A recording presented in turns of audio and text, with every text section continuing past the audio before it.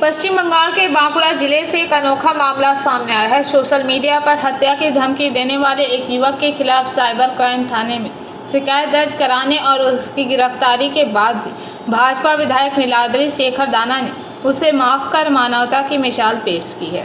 जानकारी के अनुसार बांकुड़ा के नूतन ग्राम पहाड़पुर निवासी सौमेन मादी ने अपने सोशल मीडिया अकाउंट से विधायक नीलाद्री शेखर दाना को कथित तौर पर जान से मारने की धमकी दी थी। पोस्ट विधायक की नज़र में आने के बाद उन्होंने साइबर क्राइम थाने में लिखित शिकायत दर्ज कराई। शिकायत के आधार पर पुलिस ने जांच शुरू की और आरोपी युवक को गिरफ्तार कर लिया। उसके खिलाफ भारतीय न्याय संहिता की कई धाराओं के तहत मामला दर्ज किया गया, जिनमें गैर जमानती धाराएं भी शामिल थी। আমি এমএলএর পোস্টে কমেন্ট করেছিলাম, ওটা আমার ভুল হয়ে গেছিল। ওই উপরে মারা দেওয়ার হুমকি দিয়েছিলাম।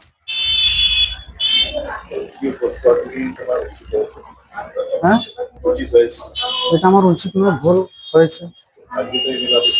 হ্যাঁ, এমএলএ সাহেব আমাকে ক্ষমা করে দিয়েছে, আমিও খুব ক্ষমা প্রার্থী, ওনাকে ধন্যবাদ জানাচ্ছি। হ্যাঁ, ওটা আমার অনেক বড় ভুল। আমার নাম মেসকাতি। বিষয়টা কিছু নয়, যেদিনে যোগা দিবস ছিল সেই যোগা দিবসের দিন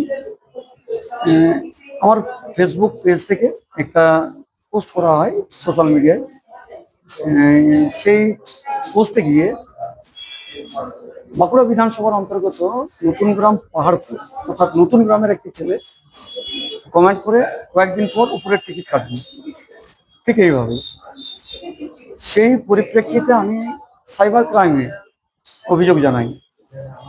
আমি জানতাম না সে আমারই বিধানসভার একটি বিশেষ সম্প্রদায় এলাকার বসবাস এবং মুসলিম পরিবার ছেলে।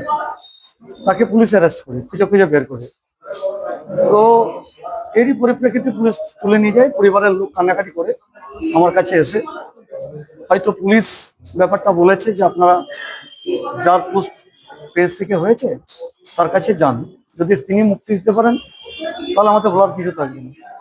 তো সেই মোতাবেক তাদের সত্যি কষ্টের কথা দেখলাম। দোষ করেছে ছেলে, তার মা এসে কান্নাকাটি হচ্ছে, পরিবারের বাকিরা সব এসে কান্নাকাটি করছে। আমার মনটাও খারাপ লাগলো। আমি আইসি সাহেবকে অনুরোধ করলাম যে সাহেব যা বলেছে এবারের মতো ছেড়ে দিন, তো গরিত অপরাধ করেইছে, ক্ষমা হচ্ছে পরম ধর্ম। মানে আমি নিজেকেও সামলে নিলাম, কারণ অনেকটা কষ্ট আমাকে পেয়ে অনেক বড় হতে হয়েছে রাজনীতির আঙ্গিনাতে। বিশেষ করে 72 দিন কখনো জেলে ঢুকেছি মিথ্যা মামলায়, কখনো 21 দিন, কখনো 20 দিন মিথ্যা জায়গাতে। আর এটা অপরাধ করেছিল।